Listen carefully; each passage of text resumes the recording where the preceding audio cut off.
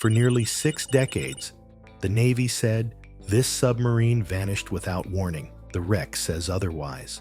In the spring of 1968, a nuclear-powered attack submarine failed to return from patrol. The explanation offered to the public was brief, technical, and final. An unexpected loss.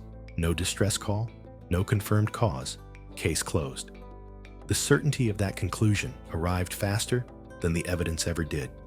That is what made the story feel settled, even while it remained unresolved. Submarines do not vanish like aircraft on radar. They operate inside systems built for redundancy, discipline, and control. When one disappears, there is always a sequence, a cascade, a chain that led there. What they found on the seabed does not match that report. Modern imaging did not uncover a mystery preserved by the ocean. It uncovered a narrative preserved by silence.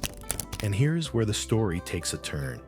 The evidence now visible tells a story that was never meant to be. Revisited, one that replaces uncertainty with responsibility. It suggests the disappearance was not as sudden, nor as inexplicable, as history was told to believe. The loss of this submarine did not end when it disappeared beneath the Atlantic. 99 crew members were declared lost, and their families were handed conclusions without proof. During the Cold War, that was considered sufficient. Certainty mattered more than transparency, and questions were treated as risks in themselves. But the stakes extended beyond grief. This submarine carried a nuclear reactor, advanced torpedoes, and strategic intelligence equipment during a period when miscalculation could ripple across continents. Accepting an incomplete explanation meant accepting unknown risk, environmental exposure, and institutional precedent. It also meant signaling that some losses were too inconvenient to fully examine. There was an unspoken strategic cost too. A missing nuclear submarine created uncertainty inside the very system meant to project control. Silence preserved authority outwardly, but internally, it left gaps that doctrine could not fully erase. If the loss was caused by a hidden flaw or an avoidable chain of decisions, then the risk did not end with this hull. It lived on in other patrols, other crews, other deployments conducted under similar pressures. What makes this particularly disturbing is that uncertainty was not the result of missing evidence. It was the result of evidence that could not yet be reached. The truth was not destroyed, it was waiting. And now, the technology has finally arrived to hear what it had to say. At the time of the loss, the official explanation relied on probability rather than proof. Naval investigators proposed a sudden catastrophic failure, possibly a battery explosion, or an implosion caused by exceeding depth limits. These theories filled reports, not because they were confirmed, but because they were plausible enough to close the file. The problem was simple. There was no wreck imagery, no physical confirmation. Acoustic data captured unusual sounds, yet interpretation depended on assumptions. Investigators were forced to reconstruct an event they could not see, under pressure to close the case quickly and avoid prolonged uncertainty. And get this, in an era where secrecy shaped everything, even the act of searching had limits. Publicly, the story had to sound controlled. Privately, uncertainty could be tolerated only so long before it became a liability. That is how a working theory becomes an official narrative. It is repeated, reinforced, and eventually treated as fact, even when the evidence is thin. But here's where it gets complicated. Cold War urgency shaped the investigation itself. A prolonged inquiry risked revealing operational vulnerabilities. Certainty, even uncertain certainty, was preferable. Families received explanations framed as conclusions. The file was sealed, and the story hardened into fact. Decades, the ocean floor protected the wreck from scrutiny. The submarine rested at extreme depth, where pressure crushes steel and temperatures approach freezing. Early technology lacked the precision to map the site accurately. Even locating the debris field was an exercise in approximation rather than confirmation. Then came the breakthrough. Advances in sonar mapping and deep-sea imaging allowed researchers to revisit the site with clarity that earlier investigators could not imagine. Autonomous and remotely operated systems trace the seabed with surgical precision, revealing the true distribution of debris and the sequence of failure. The ocean was no longer a blank page. It became a readable record. What they found was remarkable. The wreckage was not concentrated in a single impact zone. It was spread across the seabed in a pattern consistent with breakup before reaching the ocean floor. Hull sections lay separated by hundreds of meters. This was not a clean implosion. The implications were immediate and terrible. A mid-water structural failure meant the submarine began coming apart before pressure alone could explain the damage. That contradicted the long-standing explanation. The story it told was not about depth limits at all. It was about what happened inside. High-resolution photography transformed speculation into analysis.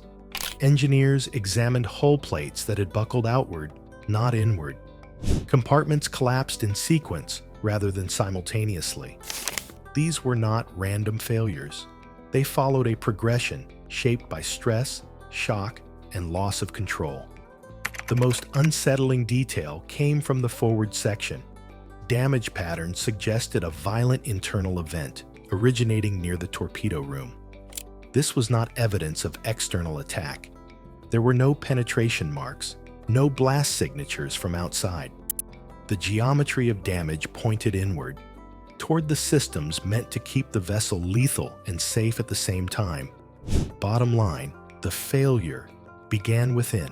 Records from the final patrol revealed unresolved maintenance concerns related to weapon systems.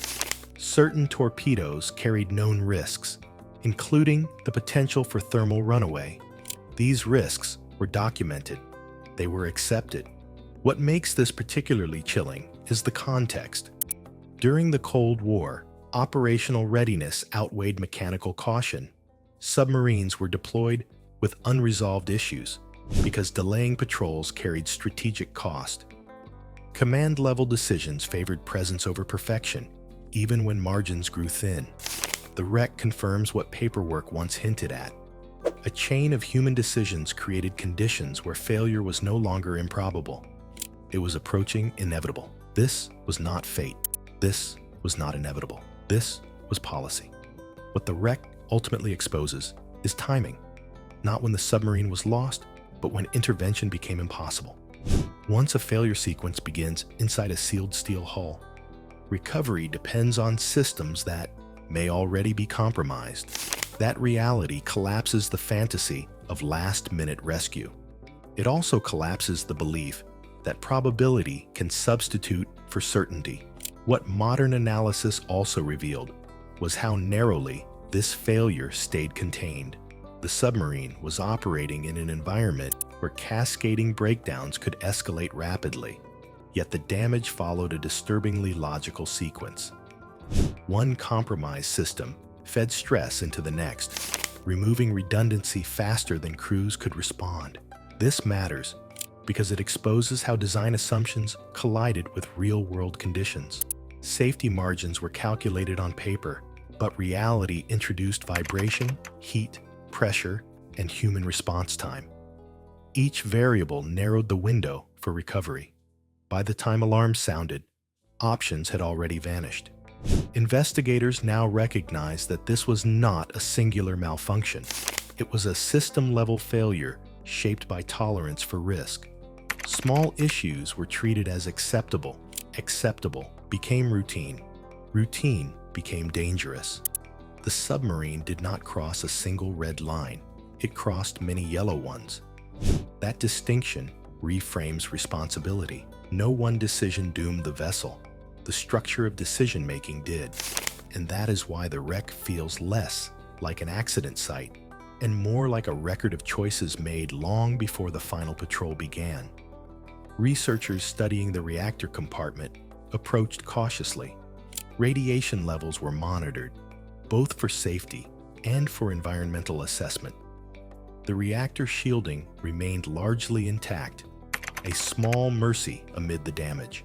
There was no evidence of catastrophic nuclear release, but the real kicker is what the reactor's condition implied.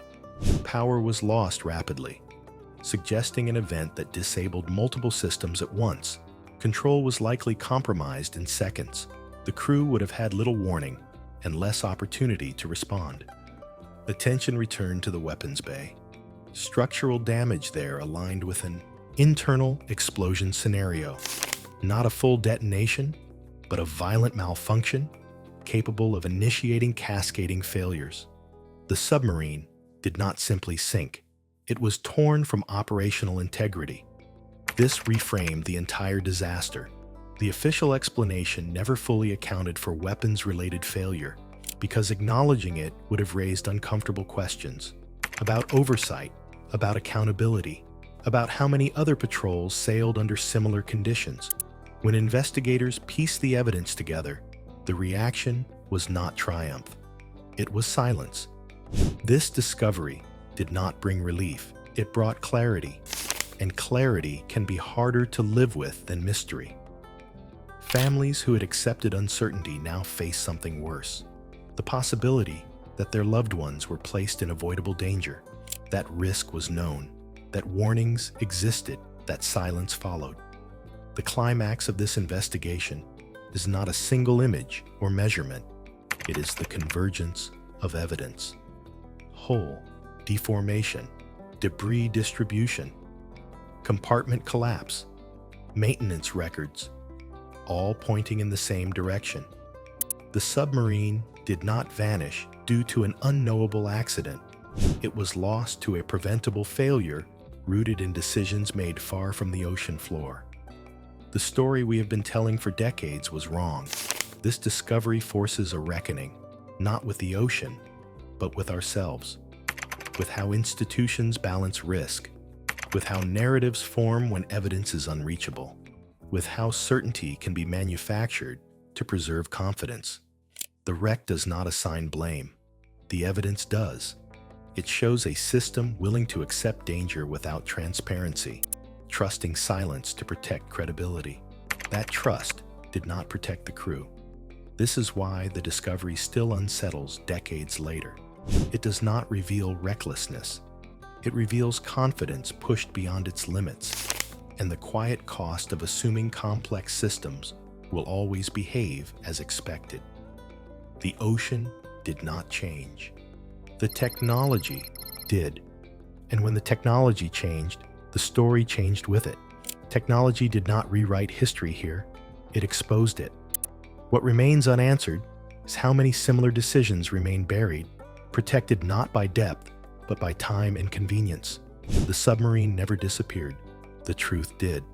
And now that truth has resurfaced, uncomfortable and undeniable. What else is out there, waiting for the technology to catch up with the record it has kept all along? If this investigation made you rethink what you thought you knew, share your thoughts below. Subscribe for more deep sea and Cold War investigations, and let us know which forgotten cases deserve this level of scrutiny next.